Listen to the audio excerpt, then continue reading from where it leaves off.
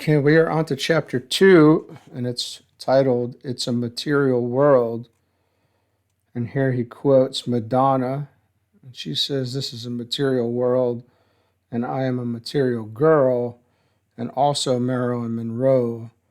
Gravity catches up with all of us. Okay.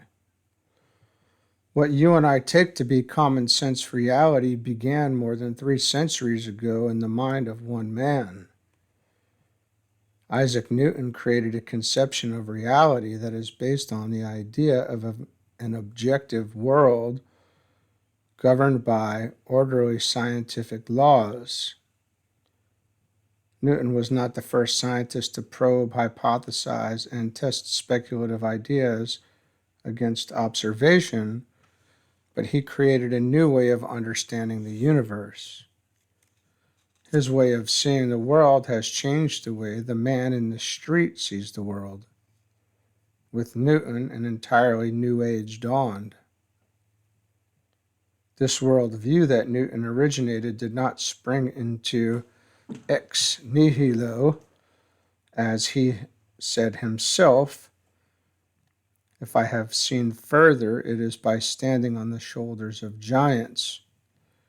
Ptolemy, Copernicus, Kepler, and certainly Galileo all saw in nature regularities in motion that could be described as geometric constructions or mathematical symbols. But Isaac Newton was the first to create an entire philosophy of reality based on quantitative scientific principles verified by observation. From the motions of the planets to the common workings of levers and tools, from the ebb and flow of the tides around the world to the fall of an apple from a tree, Newton saw things no other person had ever seen. He saw universal order in the glint of prismed colors flickering on a darkened bedroom wall. His mind traced these rays of sunlight into the heavens and out among the celestial spheres. Newton moved nowhere one had ventured before. He moved in the realm of the gods. Copernicus, Kepler, and Galileo could describe what they saw from far off, but Newton opened the door and made it possible for us to enter and dwell there. Ironically, Newton's new perspective on the nature of the universe turned into something alien to his personal philosophy. Newton had hoped he would show more clearly that God governed on earth and that every event on earth was, in some small way, affected by even the most remote heavenly body. Instead, his brilliant reasoning showed that the laws of nature formulated and proved here on earth are not limited to our world, but govern even the stars. It is a world of planets that move about their stars, of billiard balls that collide and roll away on their given paths, of human bodies that walk and talk as the mechanics of nature dictates. It is a world of rocks and pebbles, but no gods. The scope of Newton's achievements is breathtaking. Consider for just a moment just one of the fascinating exhibits in Newton's gallery of achievements, a formula called Newton's drag law. It is a formula that we use today to calculate the aerodynamic drag on the surface of a hypersonic aircraft. The mathematical expression, which is not exactly a trivial formula, describes the drag force acting on each piece of an aircraft moving at very high speed.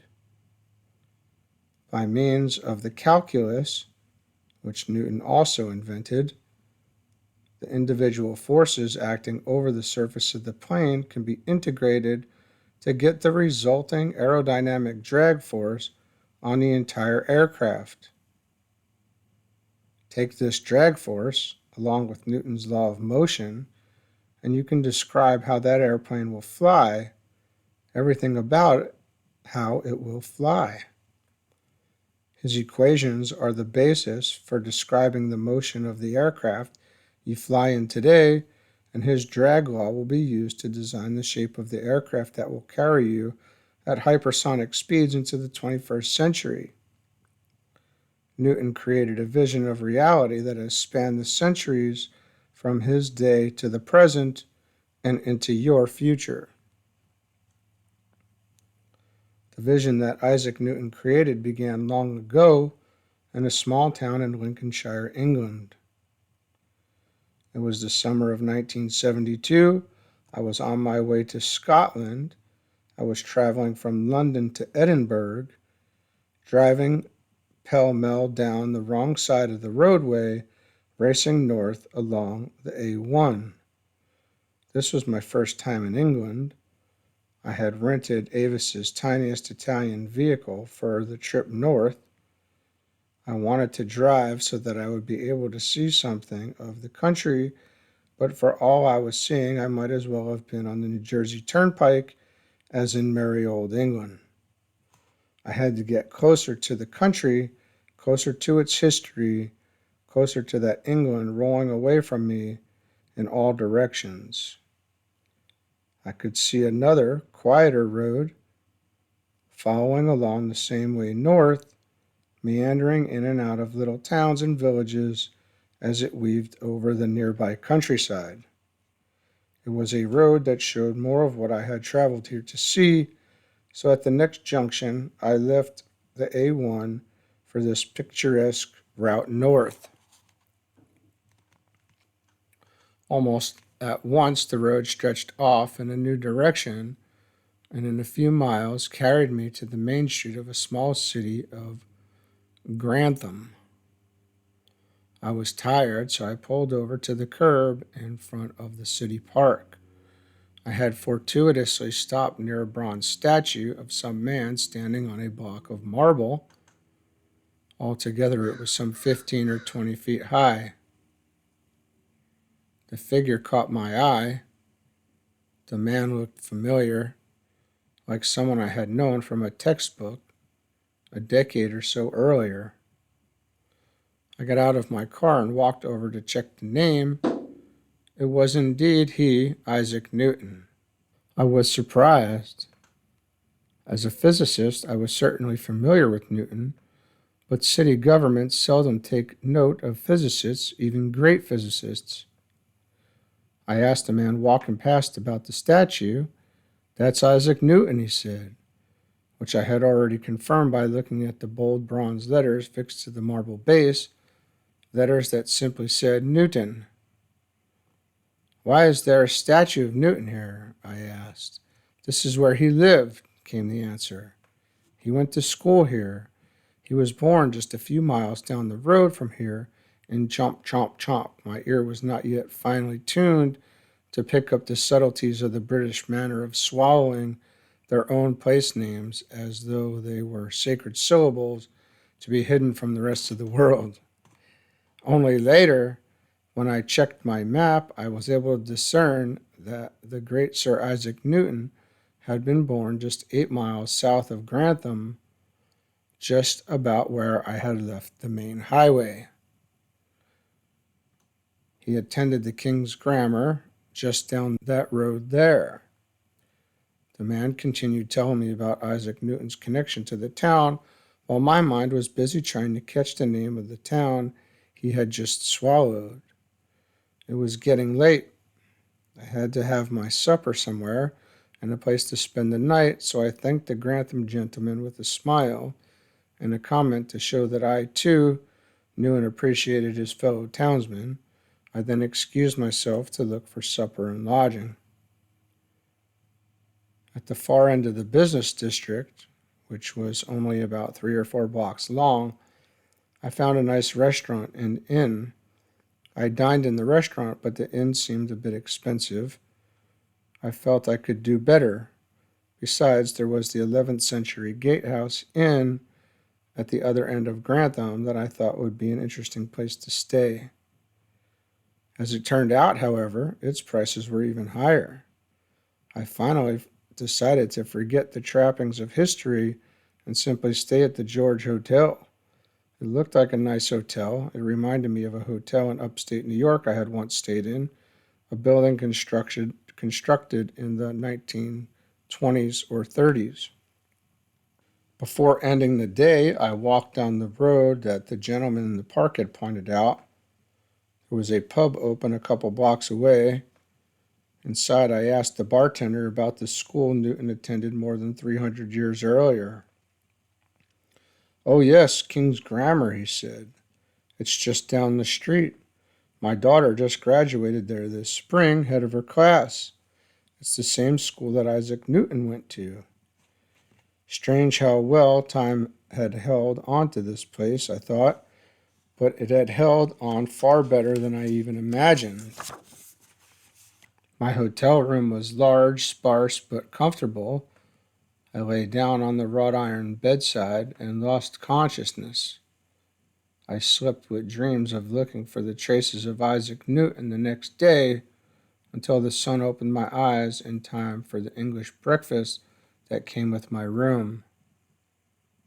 In the hall, as I waited for a table, I picked up a card that mentioned something about the hotel. It was named the George because it was built in the Georgian style and because it was built during the reign of George III. Notables who had slept there included Dickens and, yes, Isaac Newton, who as a student had stayed in the room above the even older apothecary's shop. The apothecary's facade is still there with its trade shield on top of the building, though the druggist's shop itself is long gone. Now Pearls was holding a sale on women's dresses there, 2 flights below the room in which Isaac had lived. Somehow Isaac Newton's world was beginning to infiltrate around my mission to Edinburgh, as though, I imagined, there might be some hidden link between the thoughts of that great figure in history and the message I had to carry north with me. After breakfast, I walked again through the park and down the street, past the pub I had visited the night before. A little further, I found the school. There I saw a pink rose in bloom beside an ancient yellow building. Windows with clear lead glass were set in brownstone casings, each graced atop at either side by crest of the realm. Between the large windows were solid buttresses, more than a match for the centuries they had endured. I looked in through the diamond-shaped pieces of glass, but I could tell only that this was the library. Further on, I found a somewhat less ancient structure. It was the main school building, built in a similar style with stone-indented windows. At the end of the building, I found an entrance that led down a cloistered hallway. Desks piled in storage lined the passage. Descending the steps, I entered the dark interior of the school. At first, there seemed to be no one around. Then I heard someone typing. There was a woman alone working in the school office. She was the vice principal. She invited me in. When I mentioned my interest in Newton, she told me about his days at the school. She mentioned that the part of the school we were in was the new addition, and that the school in Newton's day consisted only of the buildings I had first seen. It had been turned into the school library. She asked whether I would like to see it. I was delighted. There were no crowds, no tourists. I was so easily reaching back in time, was so graciously being shown this treasure of England. Inside the library, I found that the building was now one tall story high. The second-story floor had been removed. Looking up to the ceiling, I saw the same type of oak timbers, black with age, that hold up the roof at Westminster Abbey. The windows were high, having once lighted both stories. This was where Newton had been schooled. The walls everywhere were covered with the names of the hundreds of students who had also been there before and since. I asked my guide if perhaps Newton had carved his initials into the building somewhere. Yes, she said. You can see it if you want to climb up on top of one of the bookcases.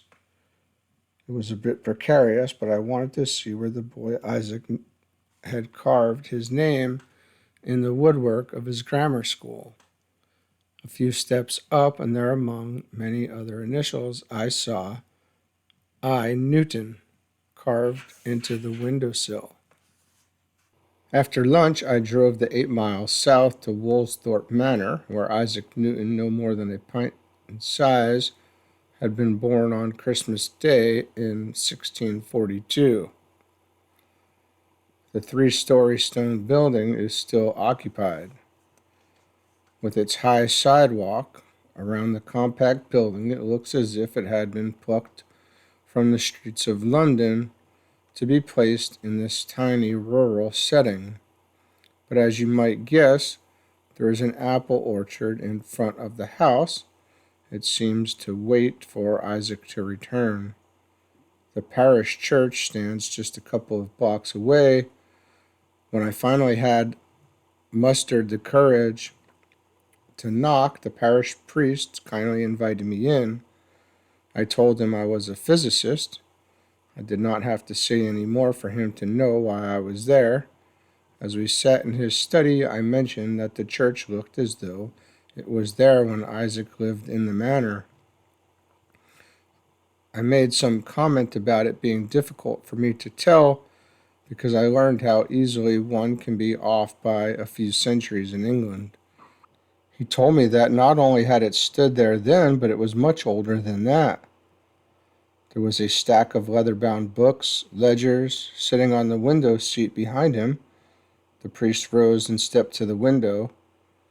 He pulled out one of the books, about the fourth from the bottom, and opened up its yellow parchment pages.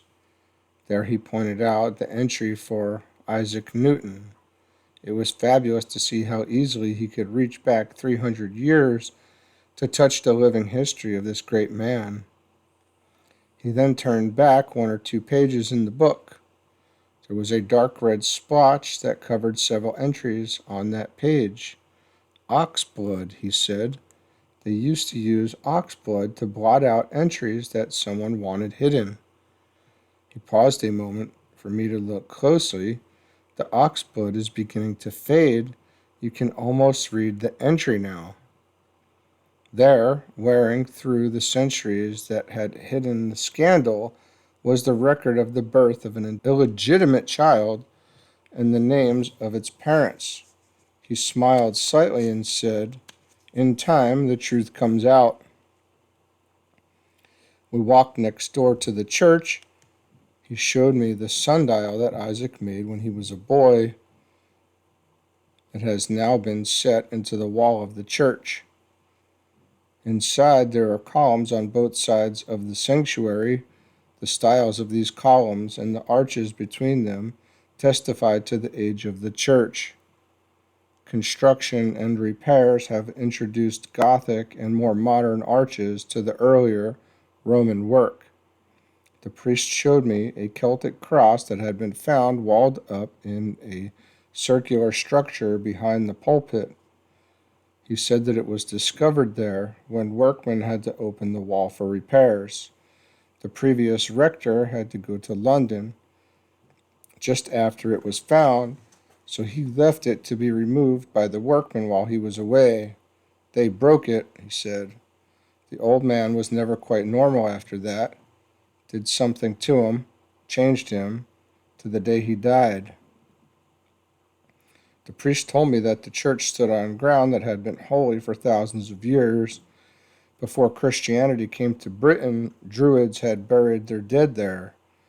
He showed me some excavations beneath the floor of the church, begun earlier that year to install a heating system. Skeletons of these people had been found there. The bones lay stacked in several wooden boxes. "Come on down and take a look," he said. Late in the afternoon, just before I left, he stood at the altar gazing off into the distance, as though the back wall of the church were not there. He said, "Sometimes when I come here alone, it seems like I can see the people who have been here all through the past centuries, see them moving about just as they were dressed during all the past ages." I felt as if, though had he had added the phrase, "it seems," because I might not understand, were he to tell me that these had been visions of spirits still there. Perhaps he thought that I, a physicist, might not understand that there are other realities, things that are still there to be seen floating through the sanctuary, if only one would sit quietly and listen to the past. Perhaps there are things just beyond the physical reality we physicists know, things other than the material fibers Newton wove into his laws of motion. I left Lincolnshire feeling I had almost been able to reach Newton himself. Perhaps his spirit still haunts the old parish or sits beneath one of the apple trees across from his manor house. Reading Isaac Newton's writings at times can give one a jolt. I have been stunned to discover that he had figured out things that he simply should not have known when he lived. Science, as we understand the term, simply did not exist then, and yet Newton could observe that the particles of violet light were smaller than those of red. We speak now of the wavelengths of light, and the wavelength of violet light is about half that of red light, 0.0004 millimeter for the shortest violet light versus 0.0007 millimeter for the longest red wavelengths. But it goes further than this. Newton not only recognized the corpuscular nature of light, but also proposed that corpuscles of light travel as though guided by a wave or field. This is a very modern idea. Indeed, such ideas did not develop until the 20th century. Newton made this suggestion to explain the reflection and transmission properties of light corpuscles as they pass through layers of glass.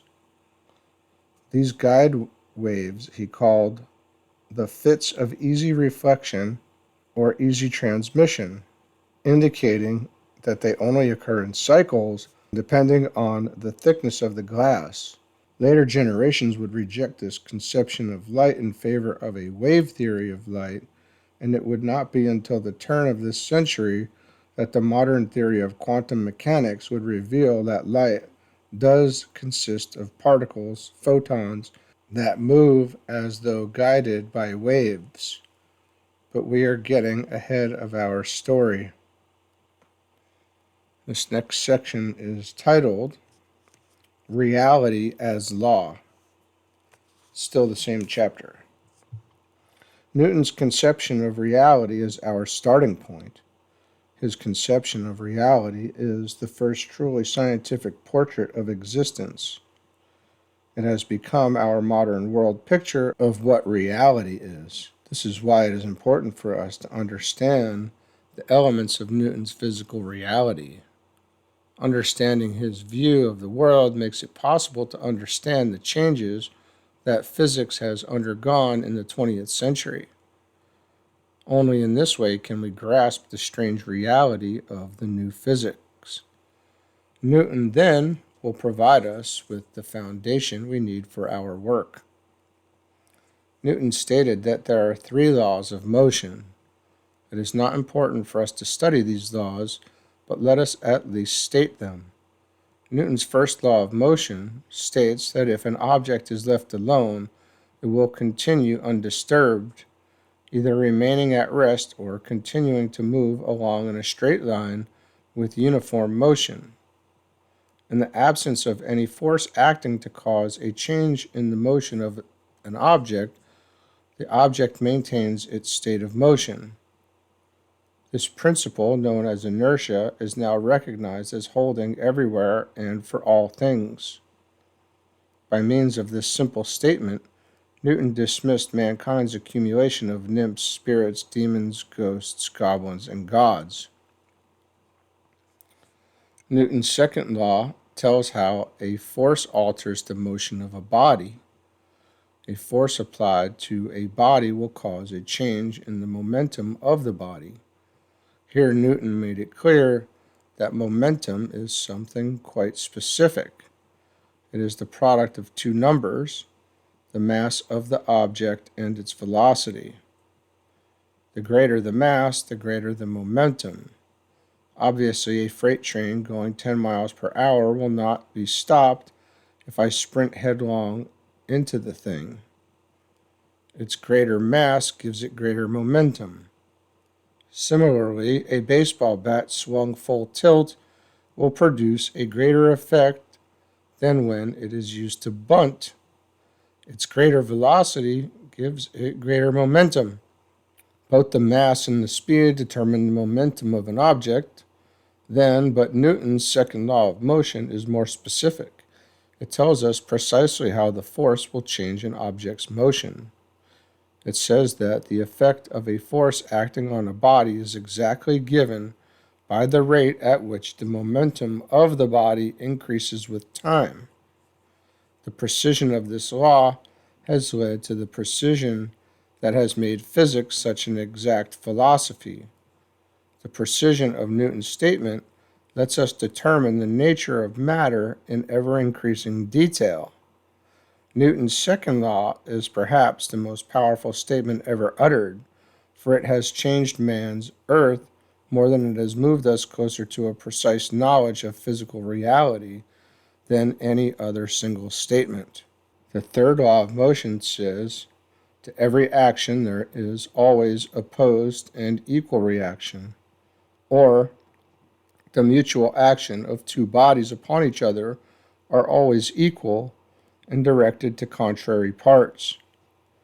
That is, anytime two bodies collide, each exerts a force on the other. The force exerted by one of these bodies on the second has exactly the same magnitude at every instant as the force exerted by the second body on the first, except, of course, these forces act in exactly the opposite directions.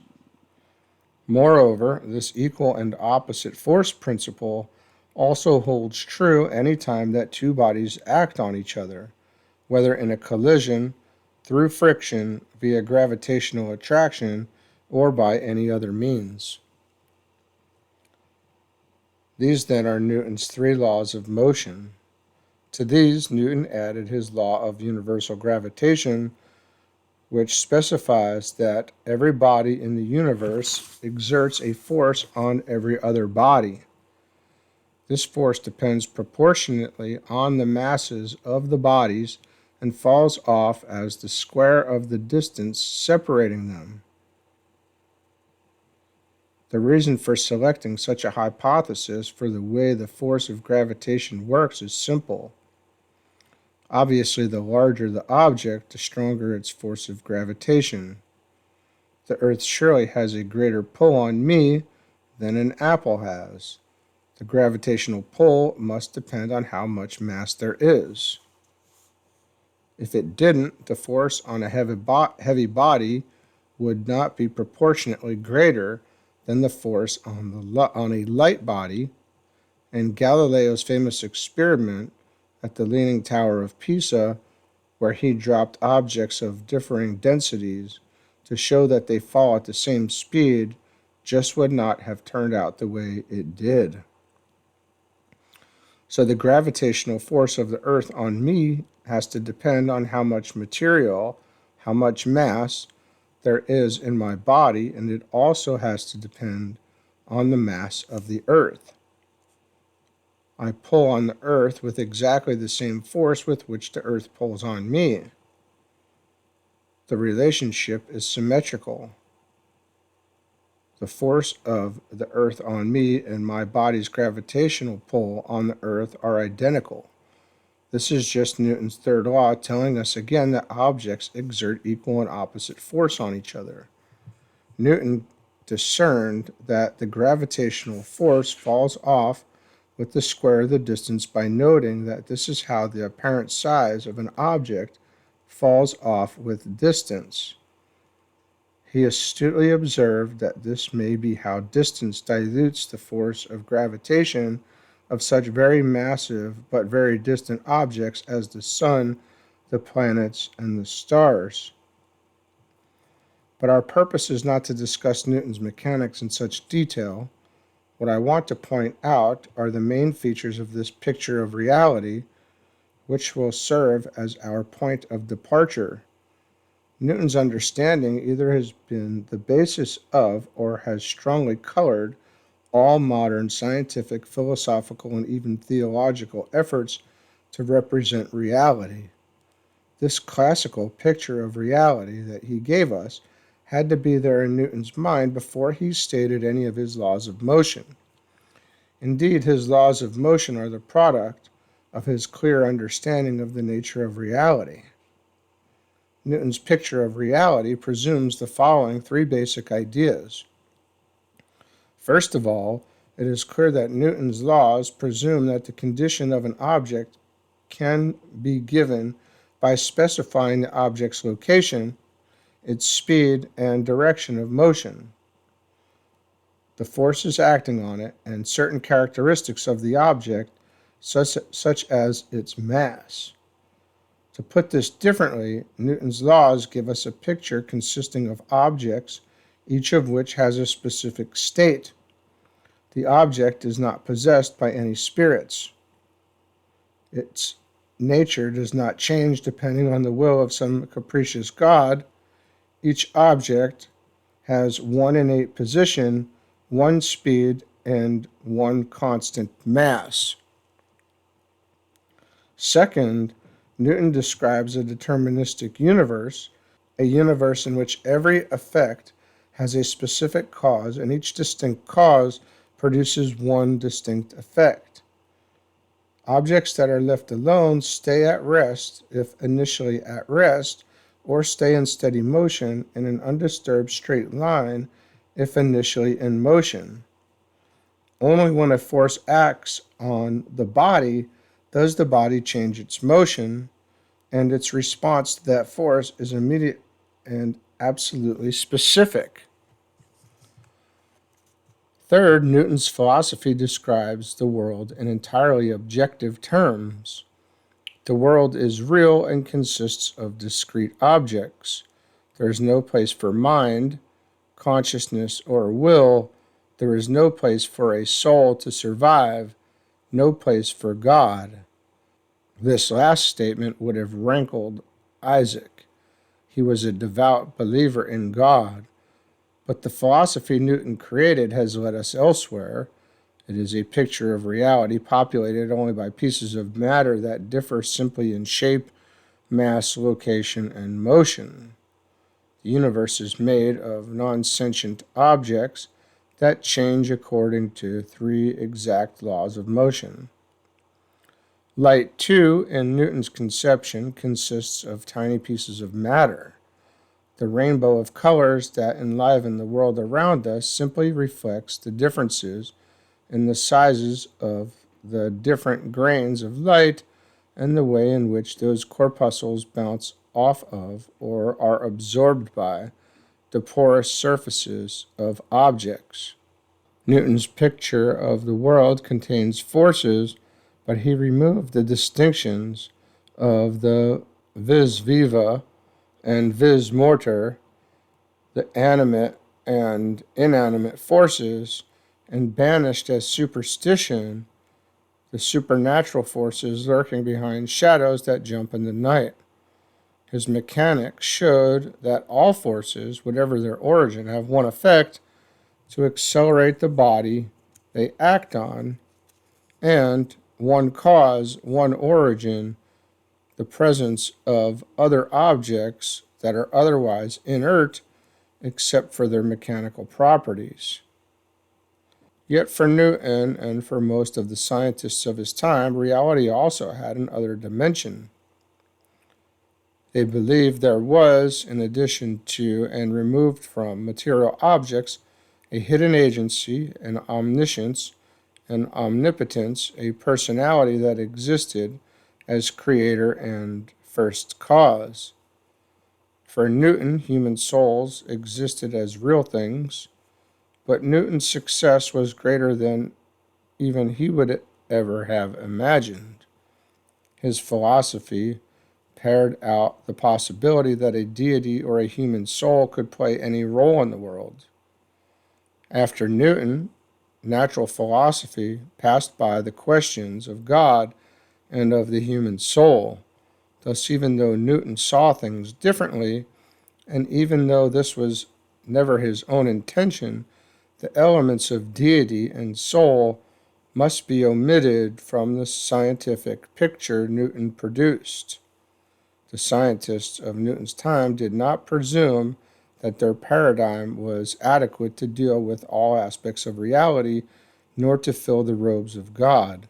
The conditional stipulation of a supernatural order was still an essential proviso of philosophic thinking at that time. For Newton and the scientists of his time, God had set up the universe and set it in motion. Newton's laws simply governed the running of the universe. That is how Newton saw the workings of God and the workings of God's universe. Newton's belief in a personal God has been abrogated by the very success of his mechanics. His laws of motion have worked so well that this philosophy has pushed back the unknown frontier where once St. Paul's unknown God could hide. By the end of the 19th century, scientists had constructed a picture of the universe that could be thought of as very nearly complete and self-consistent. The scientific picture of reality, fleshed out during the 2 centuries following Newton's Principia, added thermodynamics and Boltzmann's statistical mechanics. With these tools, based on Newton's mechanics, physics could reach down into the molecular and atomic world. Newton's laws could explain the behavior of matter at work in steam and combustion engines, and could account for fire, heat, and the thermal properties of matter.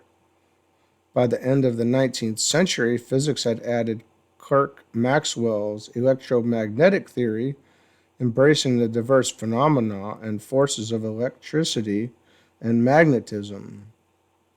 Now physics could explain the detailed nature of light and reach far beyond Newton's own achievements to measure the distances to the stars. With a basic knowledge of chemistry and the synthesis of a few organic compounds, science could conceive of a chemical basis of life.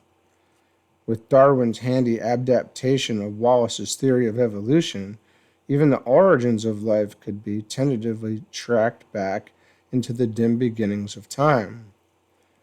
By the end of the 19th century, science had put into place a comprehensive materialistic philosophy of reality. Toward the end of this classical period of physics, the whole world seemed to fit so well into these few simple laws that physicists could boast that the future of physics lay only in the next decimal place. There seemed to be nothing fundamentally new left to be discovered.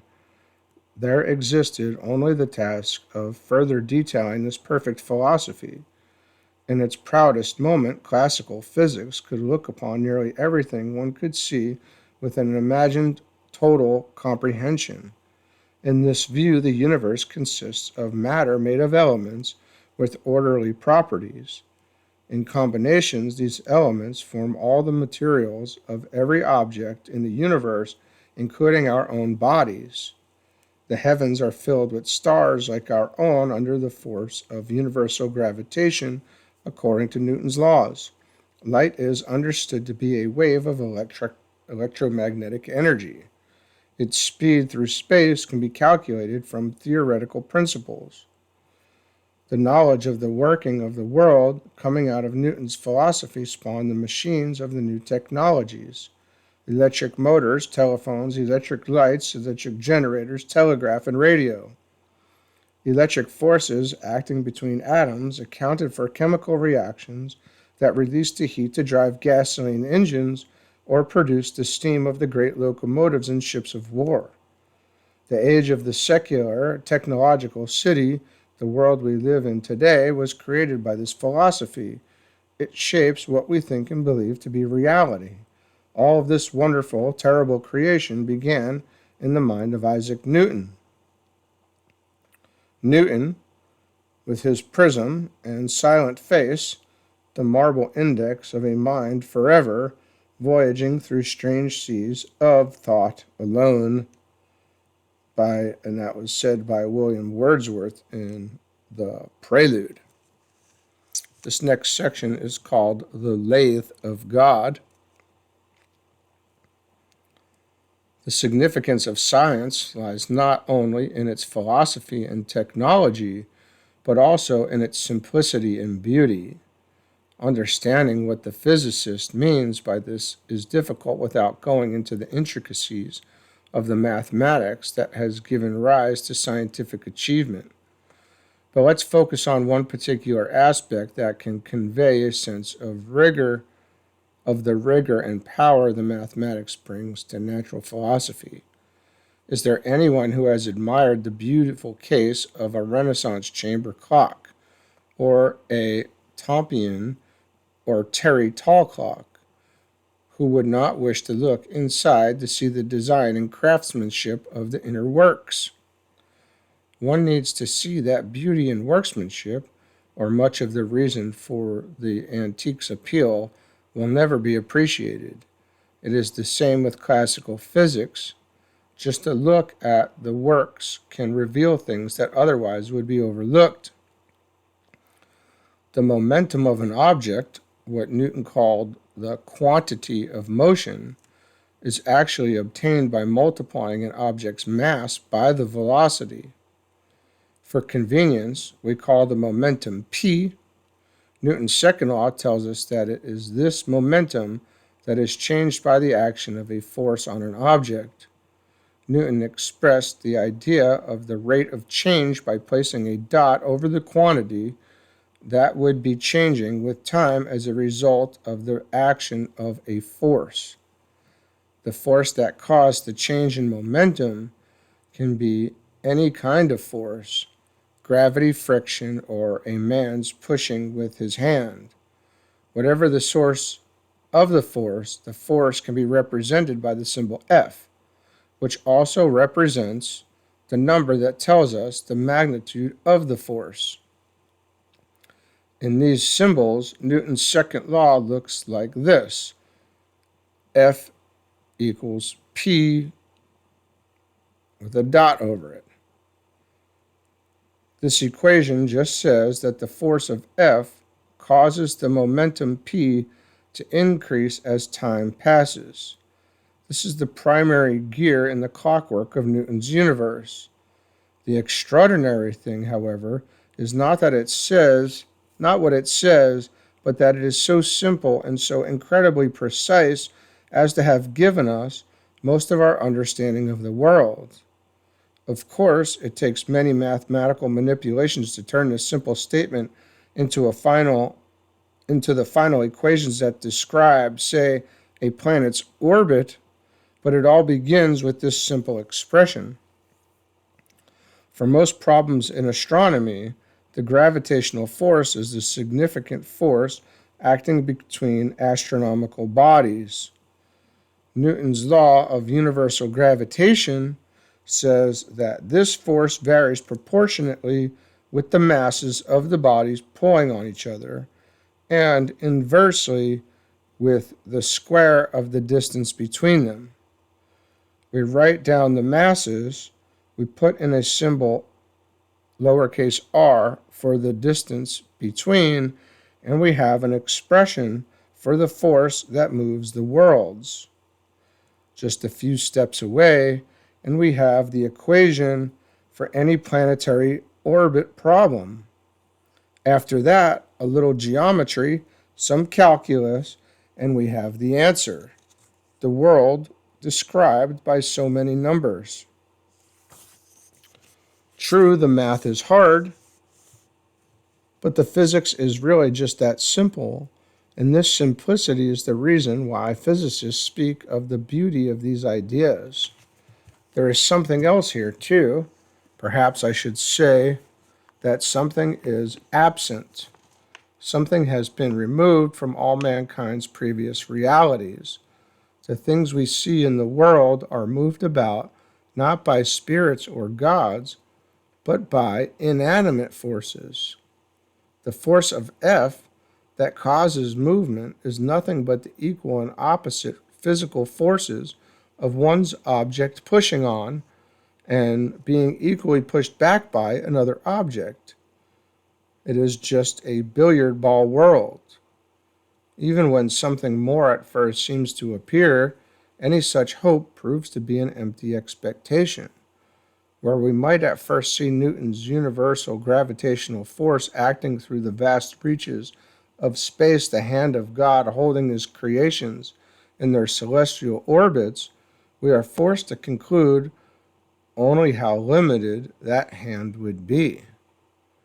Bound by Newton's law, it has only the strength that the masses allow. It weakens in a precise way with distance, and it can act in only one direction, a simple pulling of objects together. It is a simple mechanics that everything obeys, even the gods. It is also beautiful and easy. It is also simple that one might think it must be true. It must be the answer. It is like holding a beautiful work of art and thinking that it is lovely, but forgetting where the thought began and where the thought must end.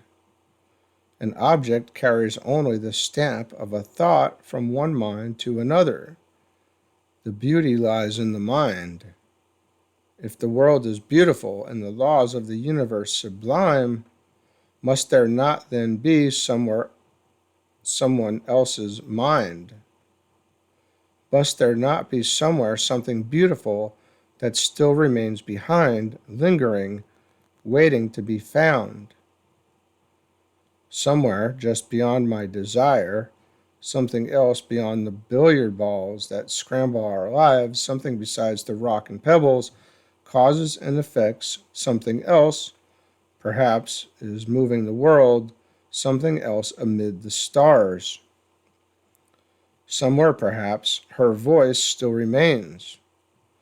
I have been trying to remember when I first met her, what she did, what I said, trying to remember just where we were, but it is gone. Too many years. She was full of life and full of beauty. That much I still remember. But the words she spoke, they are almost all gone. Only a few comments, jotted down, remain as they were then, things written in the margins of dusty school books, saved from the boxes of my father's house when he died. There is an old high school textbook with foolish notes scribbled on every possible free surface. Some Greek letters are penciled around the edge and across the back cover. Exuberant Greek letters shout allegiances to high school fraternities and sororities. Tucked away on page 143, brown and fading, a school day's picture, 1949 to 1950, love Ina. It must have meant something to Ina. Perhaps I meant something to Ina, but I was looking elsewhere. Ina did not mean much to me then. I look at it with a moment of regret. She was pretty, and put Ina back between pages 142 and 143 to age some more. Another book and another page, 16. It is not my handwriting, and the spelling is better than mine. I think it is hers, that memory. Along the margin, there is one of those sketches she liked to draw, a drawing of a woman's legs in sheer silk stockings and high heels, very high heels. Cahaba, that was the name of the old high school, Shades Cahaba, the name before it was changed. Even then, the name was something that had already passed into the past, and for all I know, the name has changed again. Phillips, Ramsey, Shades Valley, these were the names of an infamous high school heraldry marked in indelible pencil lines across the book's yellowed pages. More drawings now showing full-breasted Marilyn Monroe figures in evening gowns and more detached curvaceous legs. My name begins to appear in her handwriting written in the margins of Consumer Economic Problems, and someone else, Skipper, whoever he was, begins to appear there less often. Page 99, I hate people who lie. Page 112, I love someone besides Skipper because he is hateful. Page 116, cheer the Mounties on to victory tonight. Buy a shaker, 15 cents. I had not realized how long ago it was. Get help, buy a shaker, 15 cents tonight at the game. I probably did buy a shaker, whatever a shaker was. I probably would have bought anything. I am sure I was at that game. She already had me by this time. Shaker, 15 cents, game with the Mounties and all. This was the beginning. These were the memories, just the smallest fragment of what I was looking back to find. More legs up to the waist, crossed legs, high heels. My memories begin to come back. I begin to hear her voice from long ago, speaking to me across an abyss of time, speaking my name. Well, are you coming tonight? A pause for me to get enough composure to answer. To the game tonight? I'll be in the top row in the middle, she told me. I took my shaker, whatever it was, and with it some wonderful new excitement grabbed me by the sleeve and carried me off into a new life. Les Amis, there it is. That was the name of her sorority, Les Amis. On page 143, Les Amis was written over and over as if to remind me all these years later. On the next page, there is a newspaper clipping, just a short notice from the newspaper in a small black-lined box. 180,000 Reds killed and wounded since May 25. U.S. 8th Army Headquarters, Korea, Sunday, September 30th. AP News, the United Nations field commander in Korea, said Sunday his forces have killed or wounded more than 180,000 Red troops since May 25. The figure equaled 18 communist divisions or 6 Red Army Corps. This is all that it said. She had clipped this item out of the newspaper to show me. As best I remember, it had not made an impression on me. Perhaps she was more perceptive than I. Perhaps in this she left her mark on me and on my life. This little clipping has left a brown stain caused by the residual sulfuric acid that newspaper stock contained then. A brown stain on the pages of the book where it has been for 50 years. End of chapter 2.